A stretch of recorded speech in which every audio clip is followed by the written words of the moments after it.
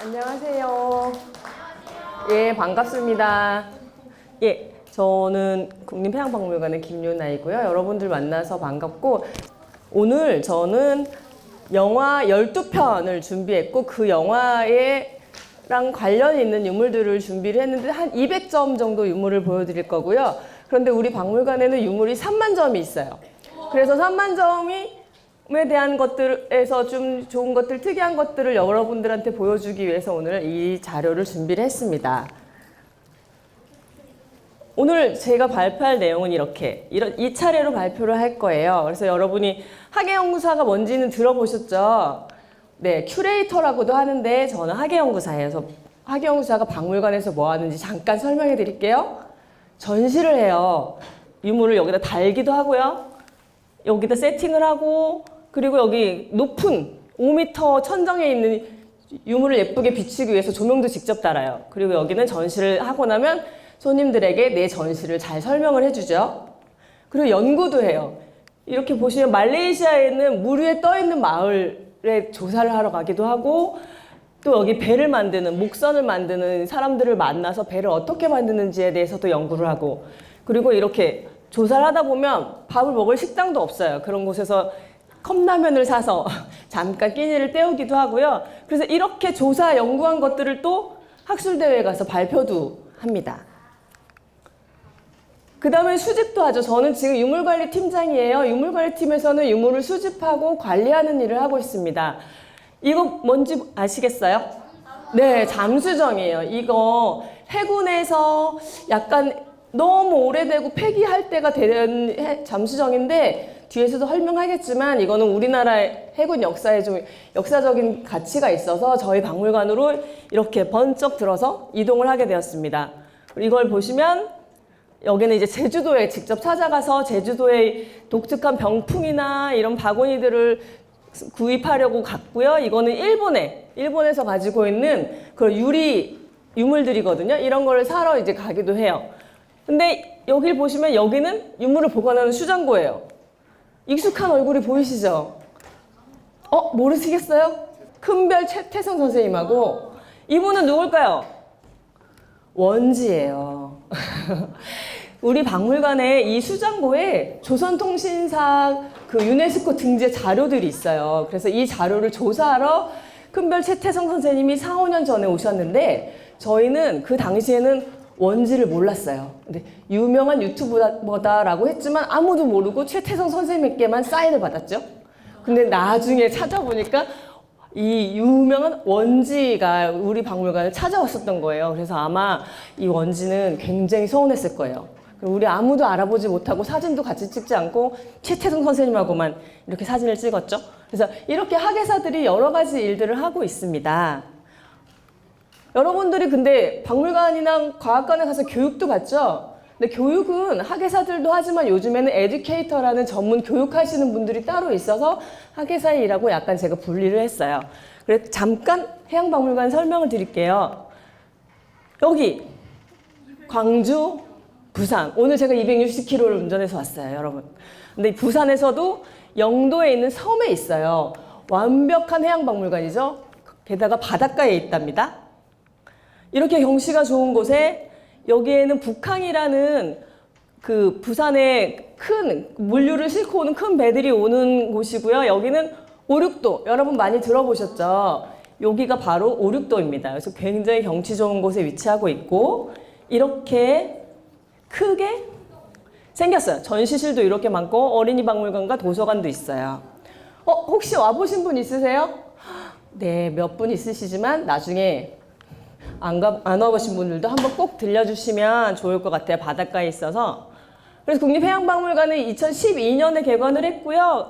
해양수산부에서 큰 뜻을 가지고 만들었어요. 그래서 우리 해양박물관은 해양 문화를 선도하는 세계 인류의 해양박물관이 되려고 지금 열심히 노력하고 있습니다. 아직은 인류가 안 됐어요. 역사가 짧아서. 하지만 20년, 30년 되면 인류가 될 수 있지 않을까 생각합니다. 여기는 해범이와 타미, 저의 박물관의 귀여운 캐릭터입니다. 오늘 주제는 해양유물이잖아요. 어떤 것인지 설명을 드릴게요. 여러분 이거 박물관에 가서 흔히 보시는 유물들이죠. 물론 이 유물도 저희 박물관에 있어요. 충무공 이순신과 관련된 서류와 책, 그리고 여기 좋은 그림, 도자기 이런 유물도 박물관에 있는 유물이지만 그 해양 유물의 종류가 돼요. 왜냐하면 해양과 관련된 이순신 장군도 수군에서 공적을 내신 분이고, 이거는 용이 그려져 있어요. 용은 바다의 신이잖아요. 그래서 이런 바다와 관련된 것들을 저희가 해양 유물이라고 하는데, 또 이건 뭘까요? 그렇죠. 해양 쓰레기죠. 근데 보면 이거는 노르웨이 바다에서 가져온 쓰레기예요. 이거는 박물관 부산 앞에서 주워온 쓰레기. 이런 것들도 우리가 유물이 될 수가 있어요. 이 바다에서 나온 쓰레기들을 서로 비교해보고 우리가 이런 쓰레기들이 나오지 않도록 해야겠다라는 전시를 했거든요. 그래서 이렇게 유물이 될 수도 있지만 우리 이거는 사실 간직하지 않았어요. 왜냐하면 이거는 아직 굉장히 흔하고 여기저기 많이 퍼져 있죠. 우리가 박물관에서 사실 수집하는 거는 비싸고 싸고의 문제가 아니고 귀하고 드물고 후대에도 길이길이 보존해야 할 것들을 지금 유물로 간직을 하고 있습니다. 그래서 해양 유물은 크게는 바다와 인간의 관계를 보여주는 중요한 증거를 말해요. 그래서 해양 활동과 관련된 유물, 해양 문화의 산물, 그리고 바다에서 발견된 유물, 또 침몰선에서 발굴을 해서 발견된 유물도 있죠. 그리고 역사적 맥락을 지닌 자료라고 해서 무역이나 탐험, 조선업 등의 역사적 사건이나 흐름과 연관된 자료도 있어요. 그래서 정리를 하자면 해양 유물은 단순한 물질적 대산이 아니라 인간의 해양 이용, 바다를 이용하는 것과 도전하고 관련된 문화 교류의 흔적을 보여주는 살아있는 기록이고, 그래서 국립해양박물관에서는 이런 유물들을 통해서 바다를 향한 인간의 지식이나 기술이나 감정까지 조명하려고, 알려드리려고 노력을 하고 있습니다. 그래서 유물을 수집하는 방법을 잠깐만 설명드리면, 유물을 수집하는 방법에는 3가지가 있어요. 구입, 기증, 기탁. 이렇게 하는데, 구입은 우리가 돈을 주고 구입을 하는 거예요. 박물관에서 유물을 공개적으로 우리가 이런 유물을 삽니다 해서 공고를 해서 가지고 있는 분들에게 사기도 하고, 유물을 전문적으로 파는 장사하시는 분들을 통해서 사기도 하고, 경매, 여러분 경매 많이 봤죠? 5,000원, 만원, 100만원 이렇게 올라가는, 네, 거기에서도 유물을 구입하기도 해요. 그리고 현지조사 구입이라고 해서 아까 보셨던 것처럼 일본이나 제주도나 어디든 좋은 박물관에서 수집할 만한 유물이 있으면 직접 가서 조사를 하고 구입을 합니다. 다 구입할 때는 이렇게 그 유물이 어쨌든 가짜일 수도 있고 우리가 생각하는 것보다 가치가 낮을 수도 있어요. 그래서 전문가들을 모시고 철저한 평가를 통해서 유물을 구입해서 이 유물을 길이길이 역사의 후손들에게 남기려고 노력을 하고 있습니다. 그리고 기증과 기탁이 있는데, 기증은 여러분들이 가지고 있는 소중한 자료를 후대에 남기고 싶어서 박물관에게 주는 거예요. 그래서 그 여러분들 가지고 있는 것들, 아주 흔한 것들은 사실 받지 않아요. 기증하고 싶다고 해서 다 받지 않고 심사를 통해서 이것을 우리 박물관에서 가지고 후손들에게 보여주고 이게 역사의 자료가 되고 도움이 될 것인가를 심사를 해서 기증을 받게 되고요. 기탁은 굉장히 소중한 자료가 있는데 우리 집에서 보관하기가 불안해요. 도둑 맞을 수도 있고 홍수가 나면 물에 젖을 수도 있어요. 그래서 그것을 박물관에서 보관해 주세요. 보관하시면서 전시도 하고 연구도 해주세요. 활용해 주세요 라고 하는 그런 방법이에요. 그래서 이것도 항상 전문가들의 심사를 통해서 좋은 가치 있는 자료를 기증하고 기탁받아서 박물관에서 여러분들에게 보여드리고 있습니다. 그래서 본격적으로 영화로 만나는 해양 유물을 볼 건데요. 여러분 다 아시는 노량 많이 보셨죠? 이거는 명량 한산 해서 마지막에 이순신 장군이 돌아가시는 그 마지막 영화였는데 사실 저는 재미가 없어서 좀 졸았어요. 그래서 제일 마지막 진지한 이순신 장군의 그런 생사가 달려 있어서 좀 지루했던 것 같아요. 어떤 유물이 나올까요? 명량과 관련된, 노량과 관련된 유물? 거북선. 또? 대포. 오, 또 화포. 네, 여러 가지 여러분들이 이순신 장군에 대해서는 굉장히 아시는 게 많네요. 진짜 계속 여기 참여하고 관심 있는 분들이어서 더 그런 것 같아요. 이건 여러분이 말한 거북선이에요. 지금 두 척이 있잖아요. 이건 다 모형이에요. 크지 않아요. 이건 25분의 1로 만들었고 6분의 1로 만들었어요. 근데 보시면 차이가 있죠. 여기 보시면 2층으로 되어 있고 여기 한 층이 더 있죠. 3층으로 되어 있어요. 그래서 이순신을 연구하시는 분들은 이 거북선에 대해서 여러 가지 항상 다툼이 있어요. 그 시절에는 도면을 지금처럼 배를 만들거나 차를 만들 때 도면 설계도가 있잖아요. 그거를 정확하게 남겨놓지 않았어요.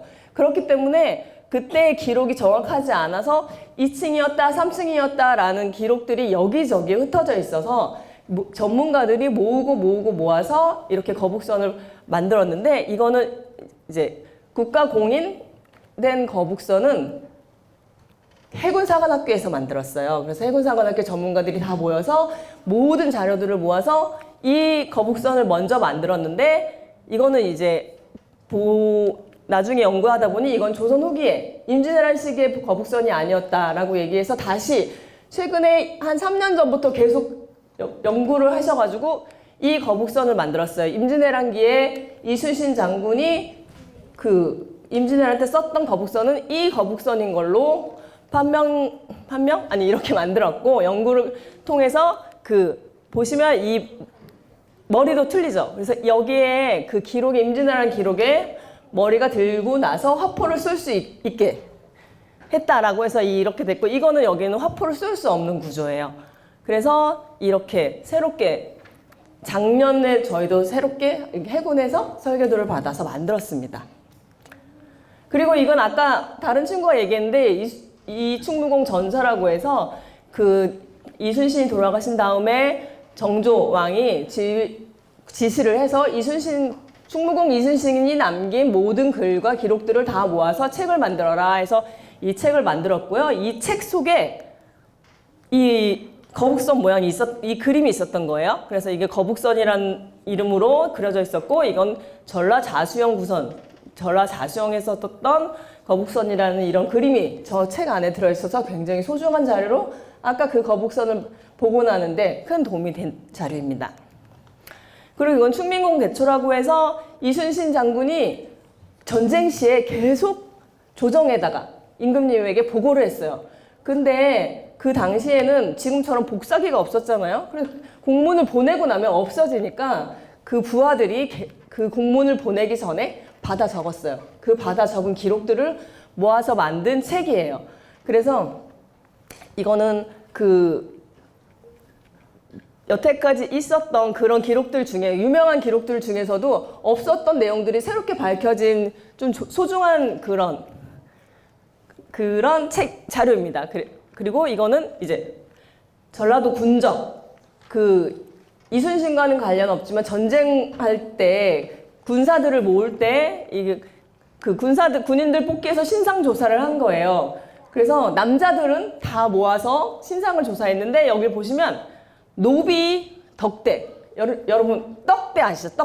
떡대를 덕대로 적었을 거예요. 그래서 여기에 보시면 여기 직역, 이름, 소속 어디에 사는지, 키는 몇인지, 그리고 얼굴에 그때는 천연두를 알아서 얼굴에 곰보도 많았대요. 그래서 곰보가 심했는지, 작았는지, 키는 몇이었는지, 수염이 있었는지 그런 모습을 여기에다 다 적었습니다. 그리고 이 기록은 전라도 군적이어서 무암, 목포, 영암, 영광, 영암, 가리포 등의 전라도 해안지역 소속 남자들의 이름이 적혀 있고 여기 이 노비는 키가 사척이에요.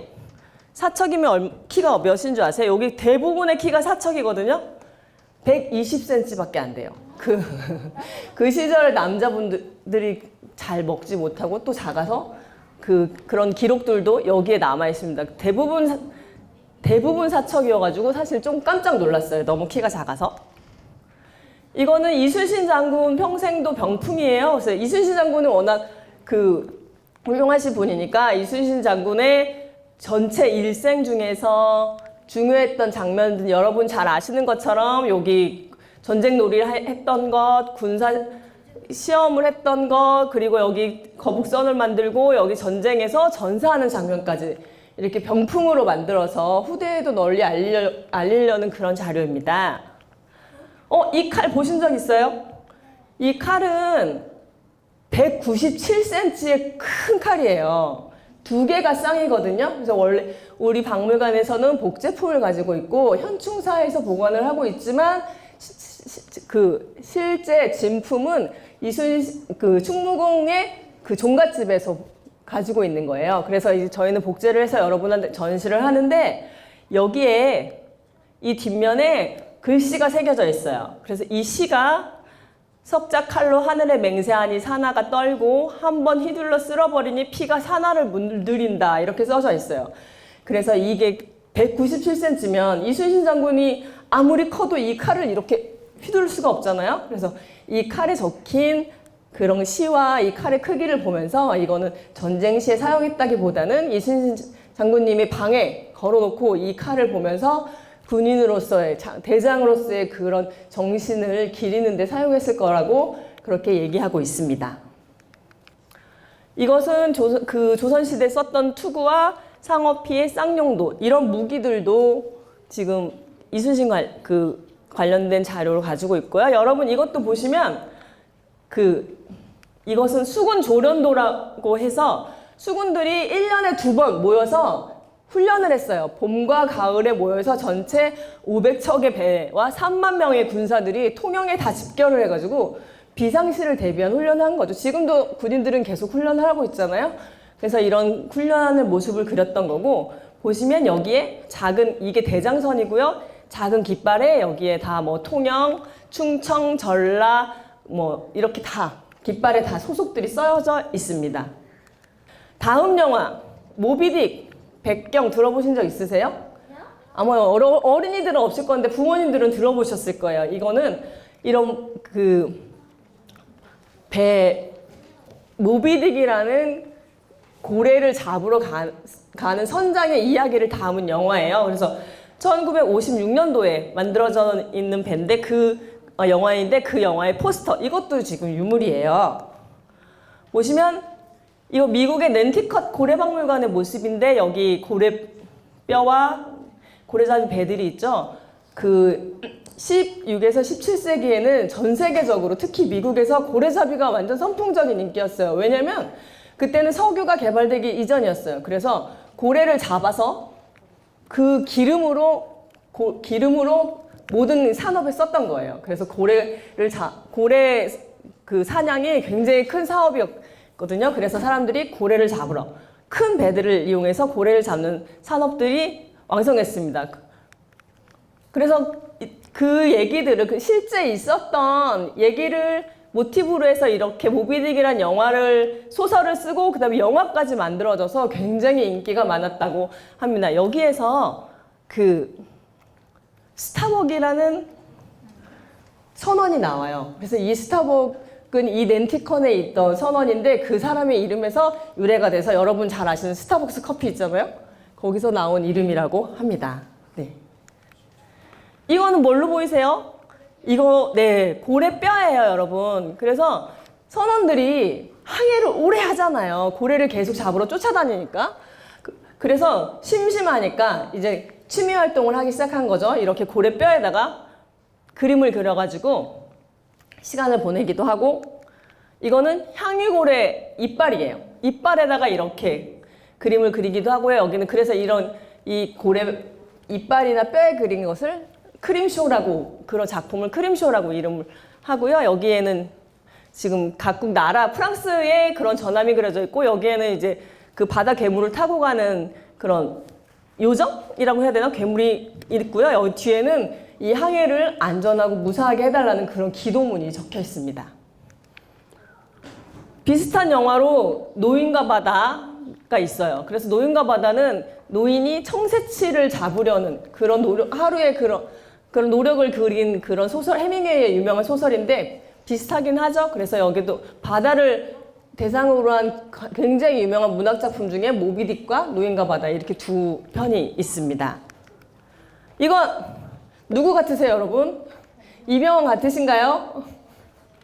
이건 얼마 전에 개봉했던 그 바둑 영화, 이병헌과 유아인이 나왔던 그 조은영과 이창호가 했던 그 승부의 포스터인데 제가 저작권 때문에 지브리풍으로 좀 바꿔달라고 했더니 이런 모습이 나왔습니다.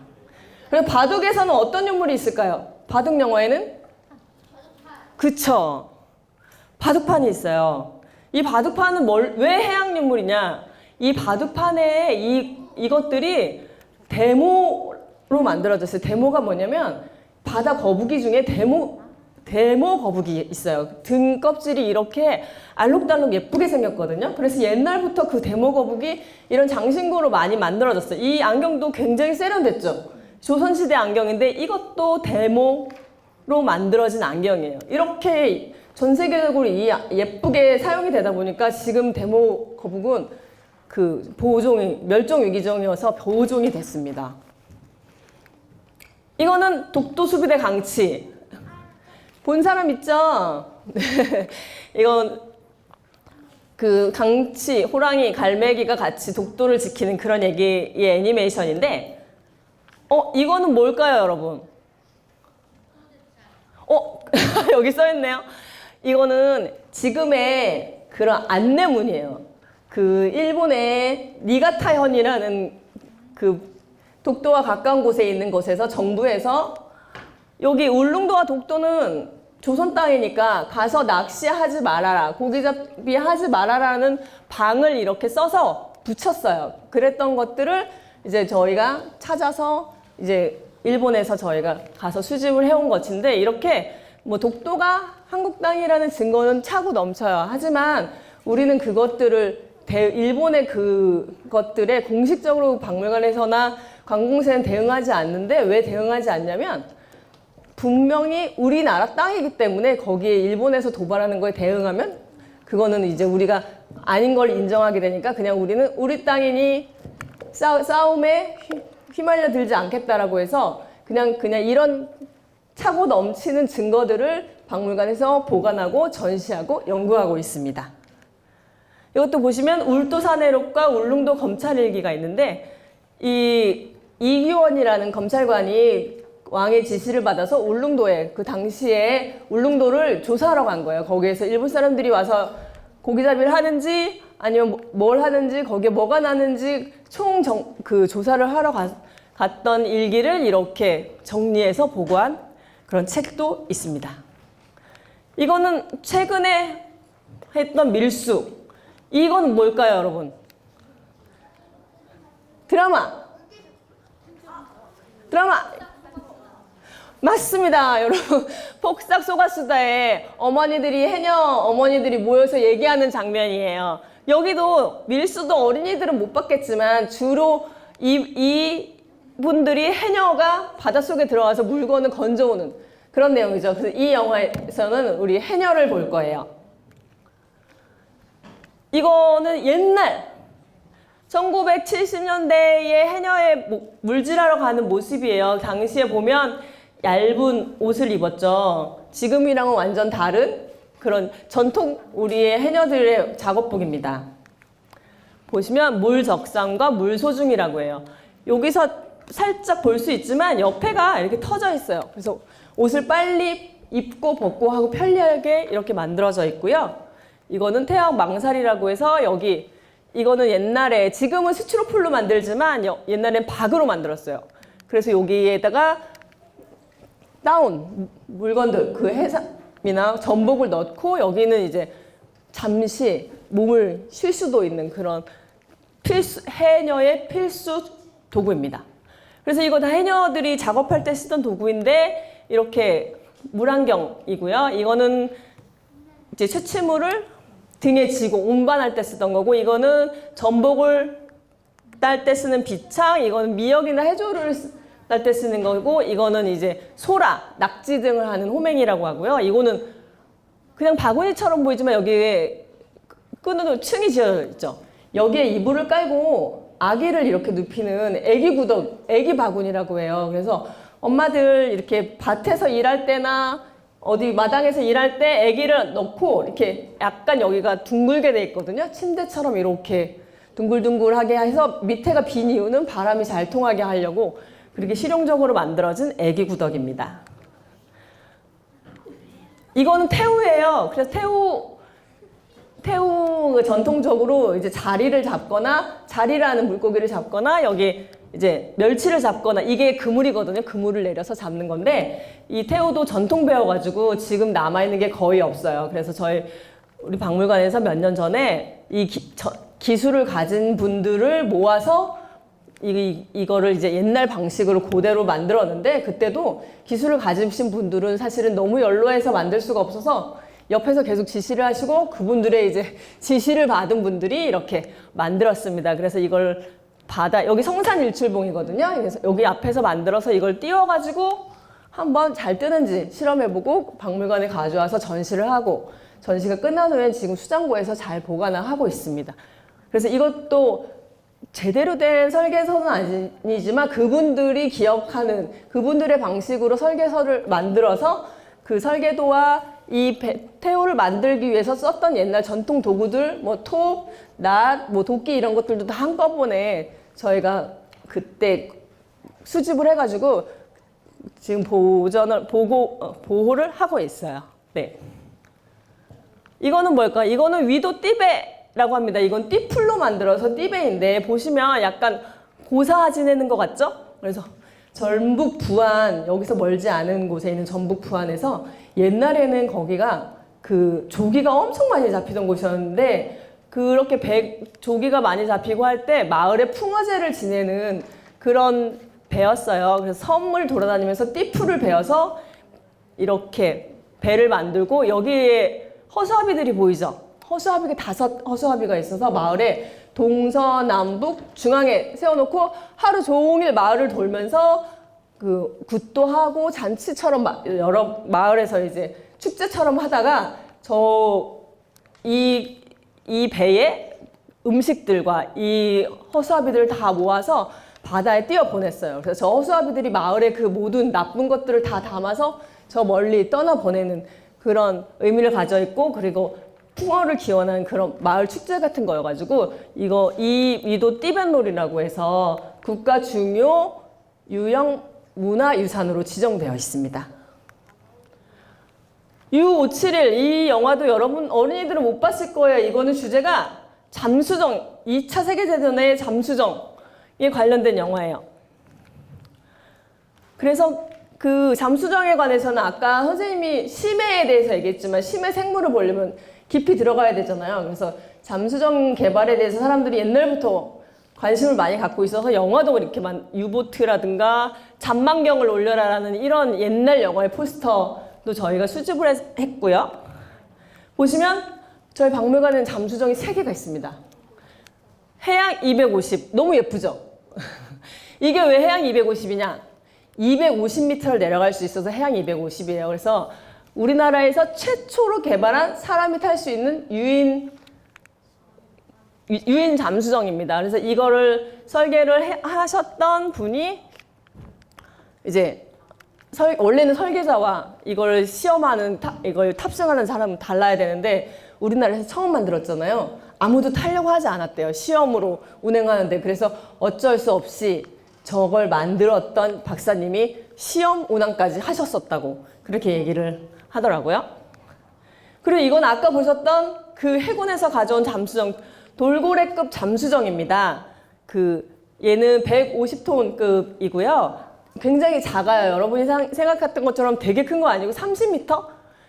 30m의 길이이고요. 여기에는 15명 정도의 사람이 탈 수 있고 85년도에 처음 만들어서 이걸 3척을 만들었어요. 1, 2, 3호를 만들어서 우리나라의 힘으로 처음으로 만든 잠수정이어서 굉장히 의미가 깊은 것이어서 1호는 해군 잠수함 부대에 전시되어 있고 우리 박물관에서 가지고 있는 게 2호고 3호는 지금 서울함공원에 전시가 되어 있습니다. 그래서 저희 박물관에서 올해 이 안에를 딱 정비를 해서 나중에 특별한 날에 어린이들을 대상으로 행사를 할 거니까 여러분들 시간 나면 한번 잘 우리 박물관의 프로그램을 보고 관심이 있으신 분 한번 잠수정 안에 들어와서 어떻게 생겼는지 저기에 어떻게 잤는지 15명들이 한번 볼 수 있었으면 좋겠네요. 이것도 잠수정이에요. 이거는 뭐냐면 옥포 6000이라는 잠수정인데 무인이에요. 사람이 타지 않아요. 그래서 6000m까지 내려갈 수 있는 그런 잠수정이죠. 그래서 그 6000m를 가려면 엄청 먼 곳이어가지고 옛날에 거제대학교에서 있는 교수님이 대우라는 기업이랑 같이 연구를 했는데 이 연구를 하고 나서 사실은 좀 이 회사가 없어지면서 이거를 복원하기가 어려워서 우리 박물관에 왔는데 최초의 또 이것도 무인 잠수정이기 때문에 굉장히 의미 깊은 잠수정 세척이 우리 박물관에 지금 보관되어 있습니다. 그리고 이렇게 해군의 잠수함, 소년1급, 장보고 함급 굉장히 우리나라에 해군의 잠수함이 많은데요. 거기에 대한 이런 모형으로도 저희가 수집을 하고 있고요. 이거 보시면 크랩스터 예요. 이거는 굉장히 큰 한 10m 이렇게 귀여워 보이지만 엄청 커요. 이 화면만 해요, 여러분. 그래가지고 크랩스터는 그 개와 가재들 합친 이름이거든요. 발로 이렇게 움직이면서 이 앞발을 이용해서 채집을 합니다. 채집을 하고 카메라를 달아서 사진도 찍고요. 그래서 위에서 보고 조정하면서 앞에 있는 것들을 직접 채집할 수 있는, 그래서 문화재 발굴한 때도 같이 투입이 되기도 하고, 이렇게 망간단계라는 그 바다 깊은 곳에 있는 그런 그 자원들을 채집하는데도 큰 도움을 줍니다. 그리고 아까 보셨던 해양 250의 그 배의 설계 보고서를 이렇게 만들어서 이것도 저희 박물관에 그 박사님이 기증을 해주셨어요. 그래서 그 잠수정과 더불어서 계속 길이길이 이거는 역사적으로 남기고 후손들에게 알려야 되는 좋은 자료여서 기증을 해주셨습니다.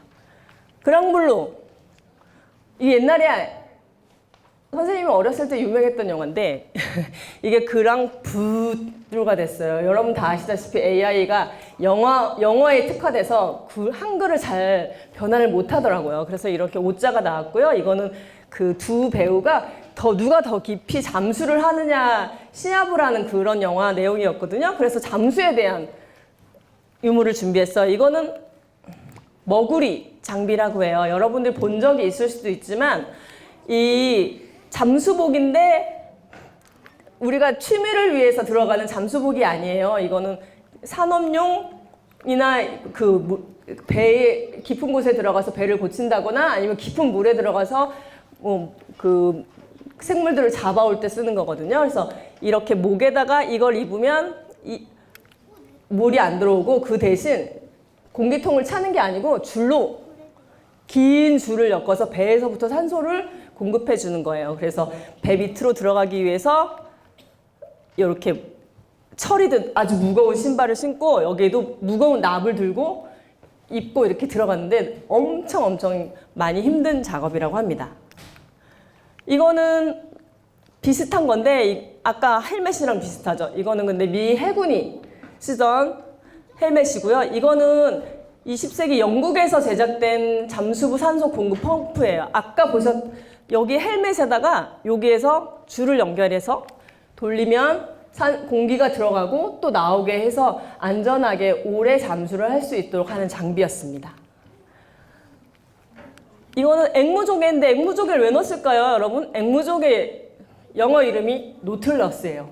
노틀러스 어디서 들어보시지 않았나요?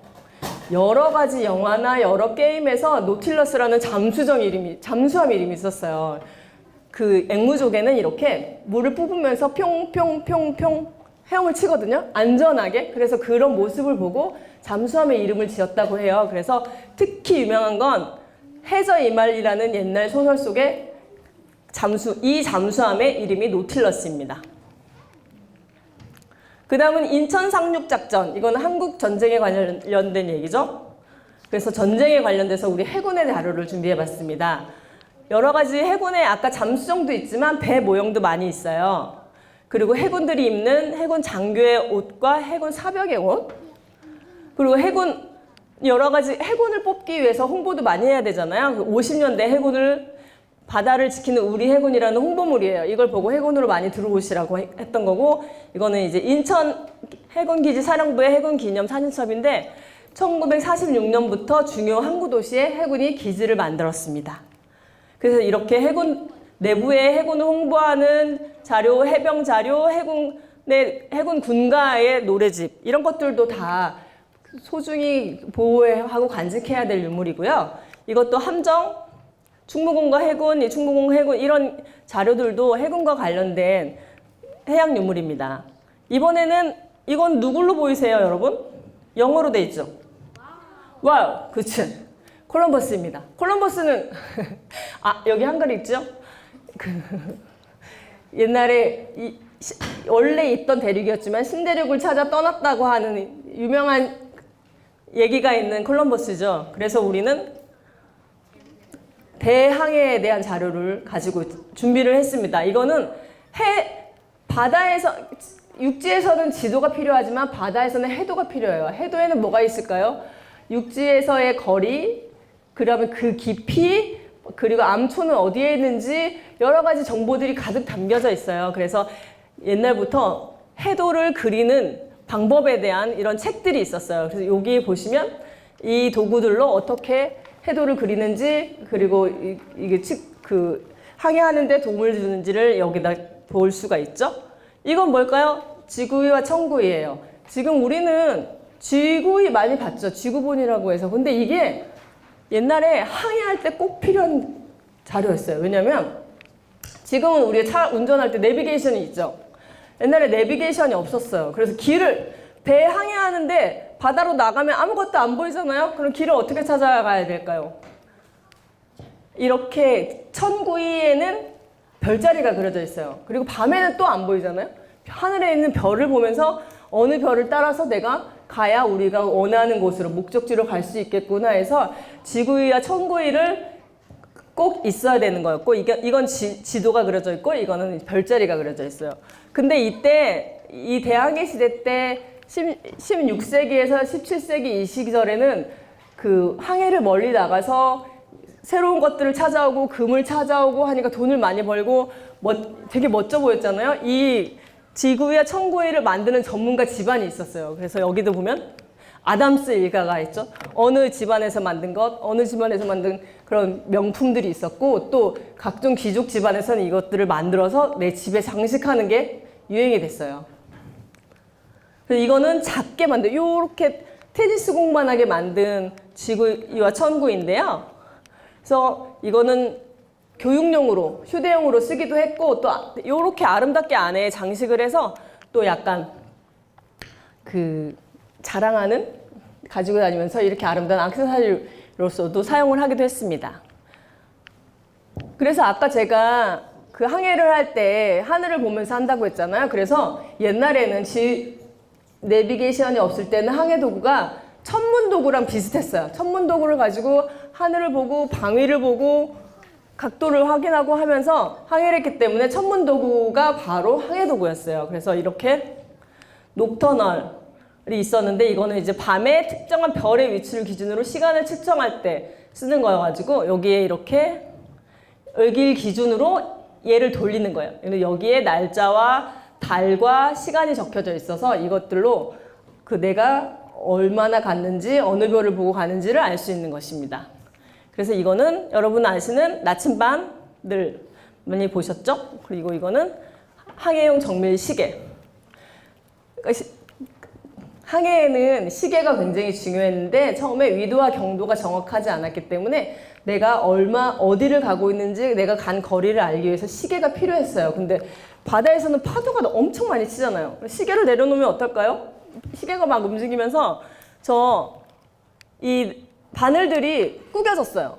그런데 그래서 시계가 정확하지 않았는데, 이 시계는 요렇게 짐벌이라는 게 있어서 떠 있어요, 여러분. 그래서 아무리 움직여도 시계는 수평을 유지할 수 있는, 요즘에 유튜버들이 많이 쓰는 이렇게 카메라가 있거든요. 카메라, 여러분, 작은 카메라인데 이거는 이렇게 기준이 이렇게 돼 있어서 얘가 막 뛰어도 얘는 움직이지 않는, 이렇게 움직이는 이런 짐벌 기능이 이 시대에도 있었답니다. 그리고 시간이 중요하기 때문에 이런 다양한 모양의 해시계도 있었고요.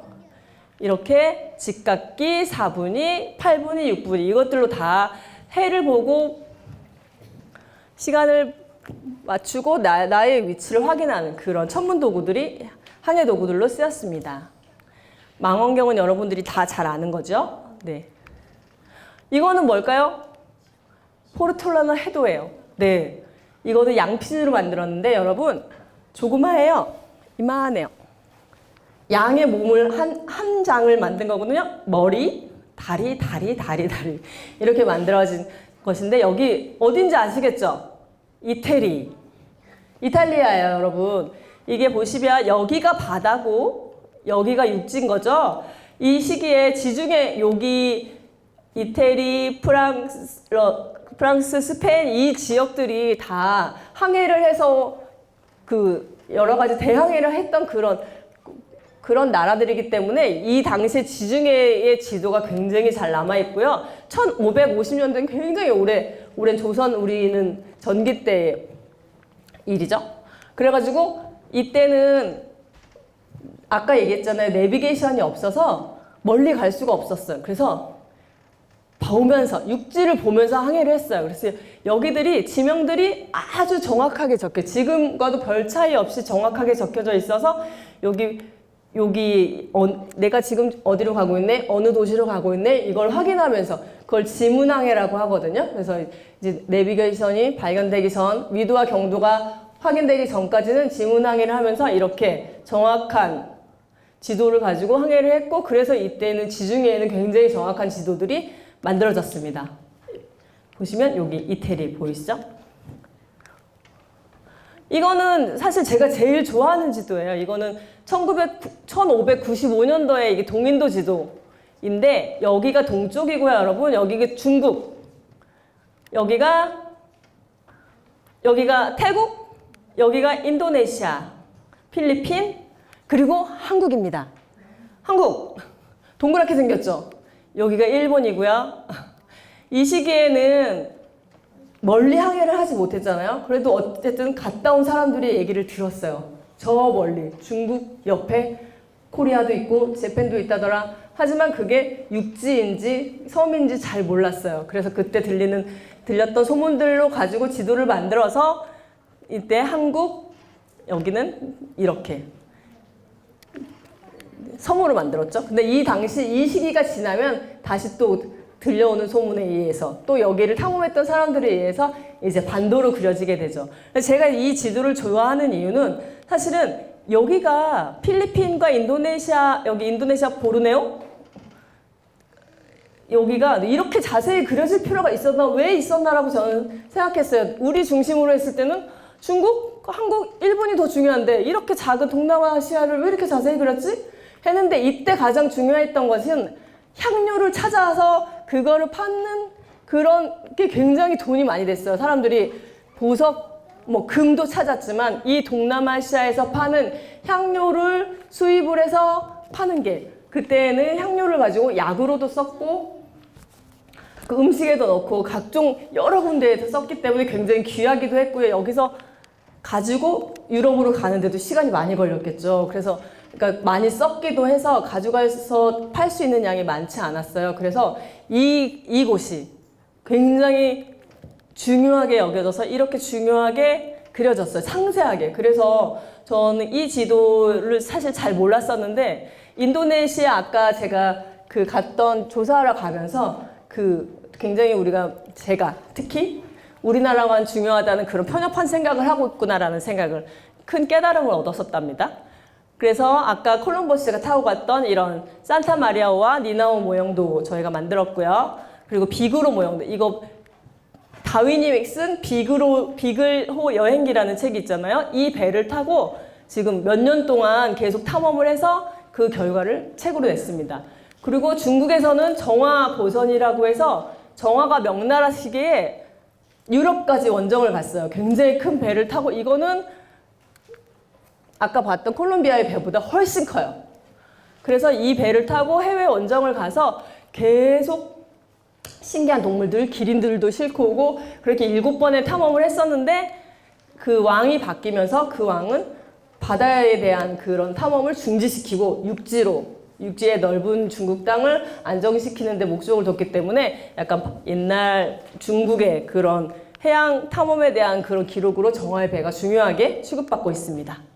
그리고 라페르주 세계 일주 항해기인데요. 1797년도에 라페르주라는 사람이 우리나라를 지나갔어요. 이렇게 보시죠? 이게 한국 남쪽이에요, 여러분. 우리가 여기쯤에 있겠죠? 여기를 이렇게 배를 타고 지나가면서 제주도도 기록했고 여기 남쪽 섬들도 기록하고 여기 울릉도도 기록했어요. 그런데 이 당시에는 여기도 아직 알려지지 않은 땅이고 새롭게 지도를 만들고 있었기 때문에 이 다즐레라는 천문학자가 울릉도를 제일 먼저 발견했어요. 그래서 저기 섬이 있다. 그래서 그 섬은 다즐레라고 불렸답니다. 몇 년 동안 150년간 울릉도의 이름이 다즐레라고 불렸어요. 그리고 보시면 여러분 이거 보세요. 신기하죠? 이게 갓이에요. 갓의 모습인데 이렇게 아까 본 탐험기처럼 이제 사람들이 계속 이제 지도가 발달되고 항해도구가 발달되고 하면서 더 점점점 멀리 탐험을 하게 되면서 이렇게 한국까지 오고 북태평양 세계 일주도 하고 하면서 여행기를 쓰는데 그 여행기에서 조선에 와서 만난 사람들을 그림을 그렸어요. 생긴 건 다 유럽 사람처럼 생겼죠. 하지만 이 사람들이 옷차림은 이 집도 다 이게 한국 사람들의 모습을 그린 거예요. 데몬 헌터에도 보면 그렇죠. 그래서 요새 유럽 외국 사람들 우리의 지금 갓을 굉장히 신기해하고 멋져하잖아요. 근데 그게 이 당시에도 똑같았던 것 같아요. 이렇게 갓을 이렇게 쓴 모습들을 하나하나 다 그려놓은 것이 이때에도 외국인들, 유럽 사람들이 보기에 이 우리나라 사람들의 갓 차림이 굉장히 멋있고 신기하게 보였던 것 같습니다. 그래서 이런 기록들, 이런 여행기, 우리나라가 적혀진 여행기들도 우리가 수집을 하고 보존하고 있습니다. 그리고 언더 더 시도 있네요. 여러분 봤죠? 언더 더 시는 바닷속에 있는 얘기예요. 그래서 바닷속에는 이렇게 용태부인과 용왕님이 있어요. 용궁에 사는 이런 분들의 그림이에요. 그리고 바닷속 용궁에 갔던 사람이 제일 유명한 건 별주부. 토끼의 간을 찾으러 갔죠. 그래서 토끼의 간을 찾으러 간 별주부의 얘기가 옛날에 굉장히 인기 있는 거여서 이렇게 여러 가지 종류의 책으로 만들어졌고 판소리로 음반으로도 만들어져 있습니다. 그리고 또 하나 심청이가 물속에서 새로 연꽃을 타고 올라오죠. 그래서 그때 심청의 그림과 심청전 음반과 심청전 책 이런 것들도 바다에서 관련된 그런 문학 작품이어서 해양박물관, 해양유물이죠. 이건 남극의 셰프라는 영화예요, 여러분. 일본에서 남극에 가서 그 기지에서 벌어지는 요리를 해먹는 영화입니다. 그래서 우리는 남극에 대해서 오늘 볼 거예요. 이거 보시면 남극에 가서 입었던 옷이에요, 여러분. 이 옷은 굉장히 좋아 보이죠? 이것은 최신의 2010년도에 갔었던 탐험대의 옷이에요. 이거는 우리가 이 의류 산업이 발달돼서 고어테스라는 땀은 배출하고 찬바람은 비는 들어오지 않는 그런 고기능의 옷이지만 이거는 1985년에 우리나라에서 처음 남극을 갔을 때 입었던 옷이에요. 아무런 기능이 없어요. 그냥 솜이 들어있어요. 얼마나 추웠을까요, 여러분? 그래서 보시면 다 해졌죠? 왜 해졌을까요? 아니에요. 바람이 많이 불어서. 이게 85년에 남극 탐험대가 갔을 때 걸었던 태극기고 이거는 88년도에 월동대가 갔을 때 걸었던 건데 오래 걸지도 않았어요. 근데 거기서는 바람이 너무 심하게 불어서 평소에도 그냥 바람이 안 불 때는 영하 5도 뭐 이렇게 견딜만 하답니다. 근데 한번 바람이 불기 시작하면 영하 20도, 30도가 내려가서 이렇게 금방 해져서 이거 얼마 쓰지도 못한 것들인데 이렇게 최초로 남극을 탐험했을 때 썼던 깃발이기 때문에 이것도 잘 간직을 하고 있죠. 이거는 그래서 85년도에 남극을 가기 위해서 계획했던 서리와 여기 남극을 가기 전에 4시에 일어나서 아침 운동을 하고 여기 보시면 달리기. 토요일 날에도 달리기, 산행을 하고 한 이런 훈련의 일정표가 있어요. 그래서 가기 전에 열심히 체력을 키워서 훈련했던 이런 기록들도 다 해양 유물이고요. 여러분 이거 보이세요? 각서. 각서가 뭘까요? 나의 뭔가를 걸고 지금 약속을 하는 거죠.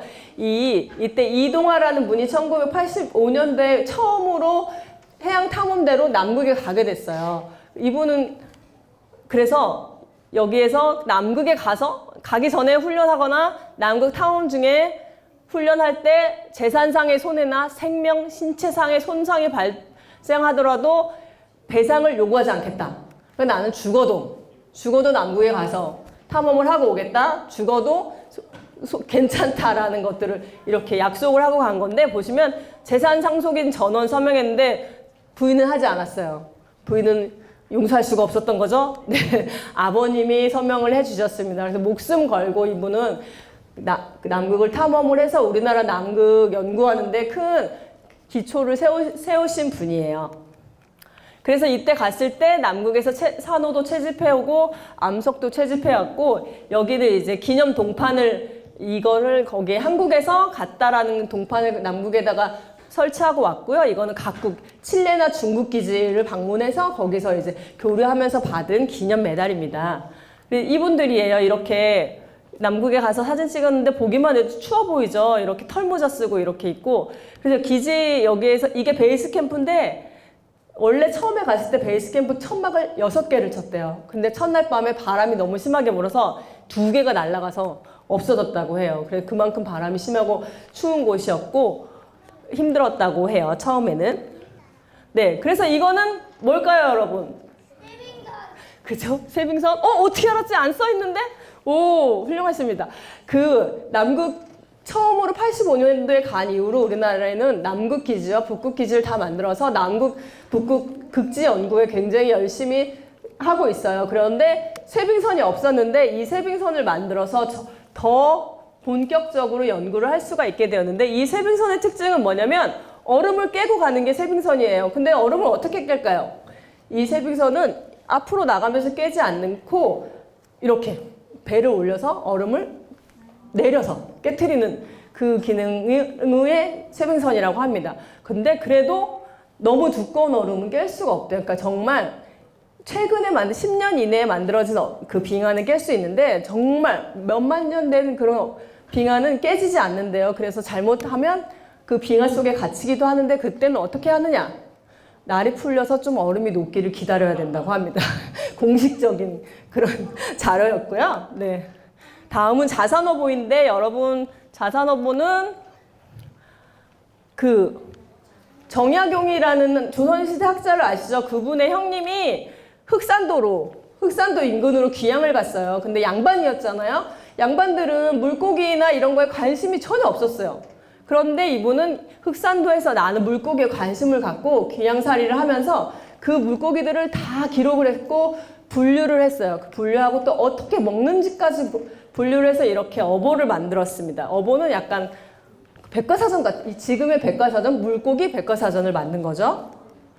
그리고 이거는 유리건판이라는 그 옛날 일제강점기에 썼던, 우리 지금 카메라가 나오기 이전에 유리에다가 찍었던 사진이에요. 그래서 일제강점기 때 그 일본인 학자가 우리나라에 와서 그 물고기들을 조사하면서 사진을 찍어서 남긴 것들을 우리 박물관에서 보관을 하고 있습니다. 근데 이거는 굉장히 지금 좀 취약한 게 유리에 새겼잖아요. 그래가지고 온습도 관리가 굉장히 중요하고 지금도 손상이 가고 있어서 지금 저희가 안전하게 보관하려고 지금 특별하게 관리를 하고 있어요. 이런 자료들이 없어지면 일제강점기에 우리나라에 있었던 물고기들은 지금하고 또 많이 달라졌잖아요. 수온이 달라져서. 그래서 그런 것들을 연구하는 좋은 자료인데 그것들이 상하지 않도록 저희가 계속 보관하고 있습니다. 그리고 이거 보시는 것처럼 여러 가지 물고기를 잡는 도구들입니다. 네. 이거는 뻘배, 다 아시죠 여러분? 이거는 젓갈, 새우젓이나 멸치젓 담는 항아리고요. 이거는 그물을 묶는 그물하고 문어가 여기 들어가서 잡는 문어 단지, 그리고 구람지, 이거는 쭈꾸미를 잡는 삽과 쭈꾸미, 바구니. 이거 뭘까요, 여러분? 이거 봐. 네. 근데 무슨 바구니? 높이가 155야. 이만큼이야. 이렇게 커요. 이거는 그 옛날에 배가 물고기를 잡아오잖아요. 그러면 지금처럼 물고기를 담고 가는 차가 없었어요. 그래서 다 이제 이고 지고 가야 되는데 그렇게 하기 전에 물고기를 여기다 담아서 바다에다 담가 놓으면 여기 안으로 바닷물이 들어가죠. 그러니까 한동안 물고기를 싱싱하게 보관할 수 있는 물고기 대형 바구니입니다. 약간 냉장고 같은 거라고 생각하면 되겠죠, 바닷속에. 이거는 뭘까요? 이거는 가로 71. 이만큼. 쭈꾸미는 조그만데요. 네. 이거는 해조 바구니예요. 사실 뭘 담느냐에 따라서 내가 담고 싶은 거에 따라서 내용이 달라질 수 있지만 주로 여기에다가 미역이나 해초류 같은 다시마를 채취해서 여기다 담아서 운반했다고 해요. 주로 완도 지역에서 썼는데 왜 완도에서 미역과 다시마를 많이 했을까요? 아니요. 완도에는 양식장이 있었죠. 네. 전복 양식장이 있었는데 전복에는 전복 먹이가 미역과 다시마예요, 여러분. 그래서 그것들을 지고 가서 전복에게 먹이를 주기 위해서 이렇게 커다란 바구니가 필요했습니다. 이거는 이제 마지막 그림인데요. 마지막 사진인데요. 이거는 찬장. 찬장이 왜 있을까요? 고기 잡으러 가면 배에서 밥 해 먹잖아요, 여러분. 그래서 여기에다가 그릇 보관하는 것인데 이거 옛날에는 이제 부엌에서도 썼지만 배에서도 이런 찬장을 썼다는 것을 이제 알려주려고 간직을 하고 있는 거고, 이거는 어허가장. 지금 우리가 물고기를 잡고 싶다고 아무나 바다에 나가서 고기 잡을 수 없어요. 허가를 받아야 되기 때문에 이런 허가장도 물고기 잡는 데 꼭 필요한 것입니다. 여러분, 많은 지금 한 200점 정도의 유물을 봤어요. 기억하시나요? 네. 그래서 이제 우리 박물관 사진을 보여줄 거예요. 그러면 거기에서 여러분들이 아까 봤던 것 어디 있는지 한번 살펴보세요. 여기는 없죠. 예술관이에요. 예술 속의 우리 바다. 이건 너무 여러분들이 다른 박물관에서 많이 보는 장면이어서 제가 뺐어요. 보이죠? 보이죠? 여기 보이죠? 안경도 있고, 네. 예. 여기는 뭐가 있어요? 우리 삶 속의 바다, 여기 해녀 용품이 있고, 여기 뻘배도 있고, 네. 그리고 이거는 이제 소금 만드는 도구들이에요. 여기는 바다의 길잡이. 바다의 길잡이 뭘까요? 항해 도구들. 보이죠? 아까 지구이, 첨구이, 여기 팔분이도 있고, 여러 가지, 여기 망원경도 있고. 박물관에 이렇게 전시가 되어 있어요. 여기는 항해의 시대. 보이시죠? 이 파도 치는 배경으로 그 당시에 여러 가지 배들의 모형을 시대별로 어떻게 발달했는지 변했는지 볼 수 있는 배입니다. 그 다음에 여기는 우리가 지켜낸 바다. 이순신 장군 거북선과 여기 아까 보셨던 그 수군조련도 병풍이 있습니다. 여기는 베트남 배, 일본 배, 중국 배 이렇게 전시가 되어 있고요.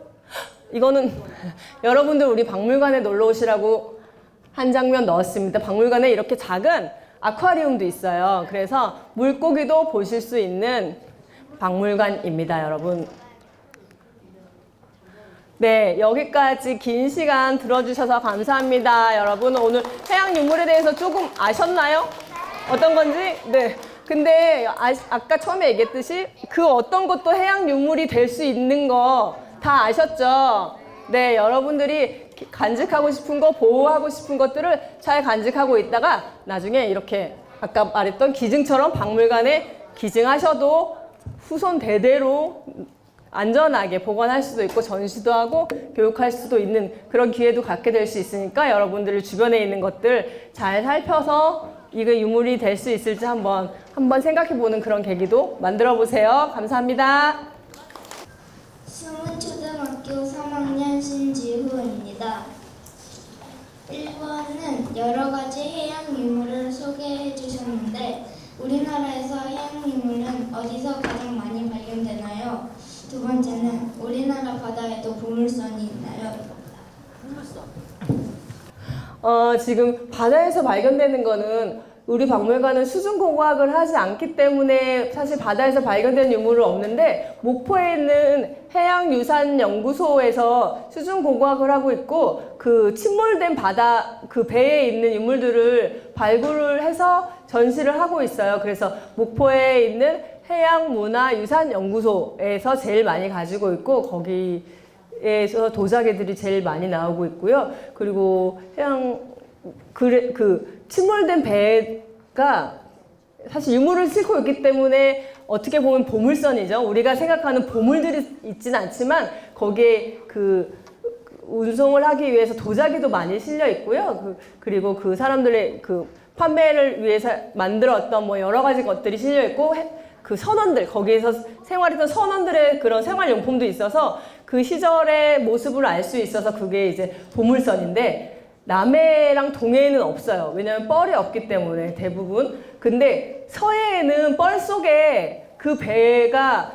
그 침몰돼가지고 묻혀 있어서 오랫동안 아직도 잘 남아 있어서 서해 문화유산연구소와 목포문화유산연구소에서는 아직도 그 배들을 찾아서 발굴하고 거기서 유물들을 찾아내고 거기서 전시도 하고 있습니다.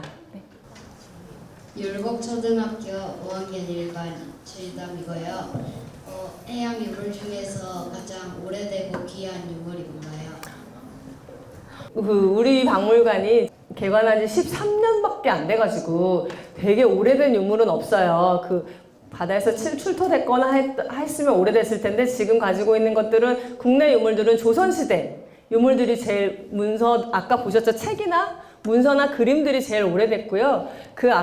그 여러 가지 것들 중에 외국 것들이 많이 있었잖아요. 외국의 자료, 유럽에서 워낙 항해들을 많이 했기 때문에 외국 자료들을 저희가 수집을 많이 했는데, 거기에서 아까 여기에 정확히는 안 나왔지만 바다의 신비라는 해도첩이 있습니다. 그래서 1646년에 만들어진 해도첩인데, 그건 전 세계에 13권밖에 없어요.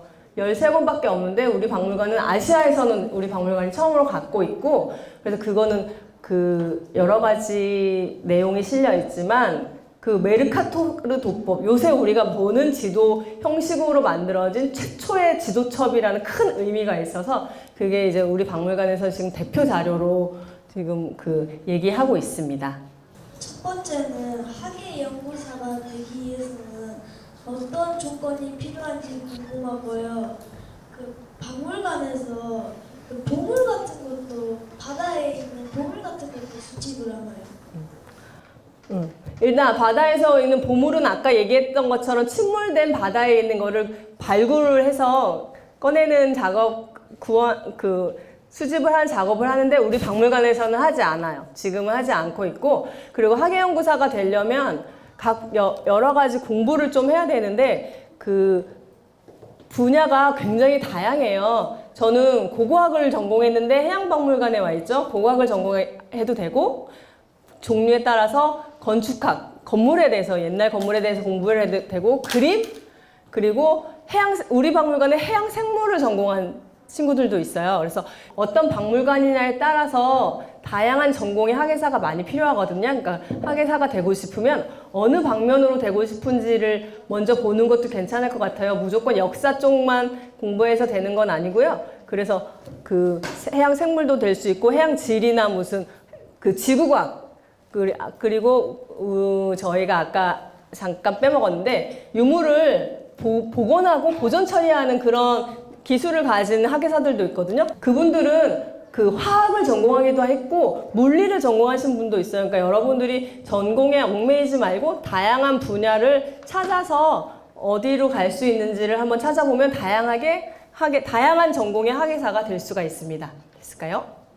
오늘 제가 욕심을 많이 부려가지고 여러분들한테 되게 늦게 강의 시간도 늦어진 것 같은데, 그래도 열심히 들어주셔가지고 지금 설명하면서도 기분이 되게 좋았고요. 그리고 그 해양박물관은 어쩌면 처음 보셨을 수도 있을 것 같은데, 여러분들이 여기에 흥미를 갖고 그 해양박물관의 학예사가 되는 것도 생각해보고, 해양박물관을 한번 방문해보고, 이쪽에 여러 가지 방면에 대해서 한 번 더 생각해보고 궁금해하는 궁금증이 생겼으면 좋겠고요.